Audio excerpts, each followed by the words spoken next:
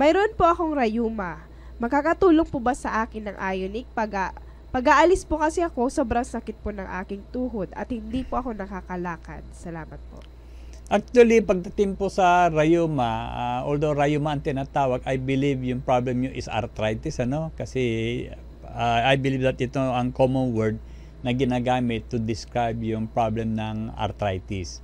Ang arthritis po kasi ay may tatlong klase. Ito po yung osteoarthritis, meron pong gouty arthritis, at meron pong rheumatoid arthritis. Pero yung common kasi yung osteoarthritis.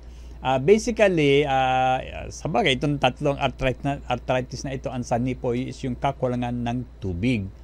Kasi ang joints po natin, meron tubig dapat yan. Kasi ang tubig ang nag-act as a lubricant, yung pampadulas sa dalawang buto na guumpugan. Ngayon, pag naubusan po yan ng tubig, yung dalawang buto nyo ay mag-uumpugan, magkikiskisan, and with that, mapupudpud po yung cartilage. Kung kayo po ay kumakain ng fried chicken, di ba? Kung titingnan nyo dun sa dulo ng buto, merong isang structure po dyan na siya po yung nagtatakip dun sa dulo ng buto. So pag tinanggal nyo po yan, makikita nyo yung magaspan na part ng buto natin. So ganoon din yung joints natin. So kung mapudpud, mag-expose yung rough ends, at kung magkiskisan po yan, yun ang umpisa nung aray. Okay? So yung arthritis, magiging arthritis. So, ang kailangan nyo po ay hindi po gamot, kundi yung maraming tubig at 50 ml per kilo per day. And ang pag-inom nyo ng ionic po is 20 drops 4 times a day. Ihalo nyo sa tubig na inumin nyo 30 minutes before each meal and at bedtime. So, 4 na beses po yan.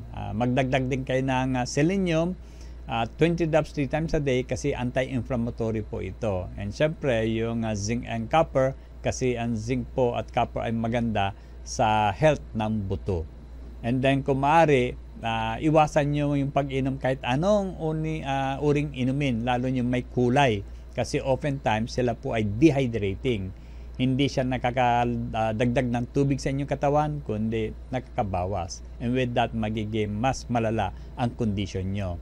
Katapos iwasan nyo yung pagkain ng karni, beans, nuts, mga pinirito.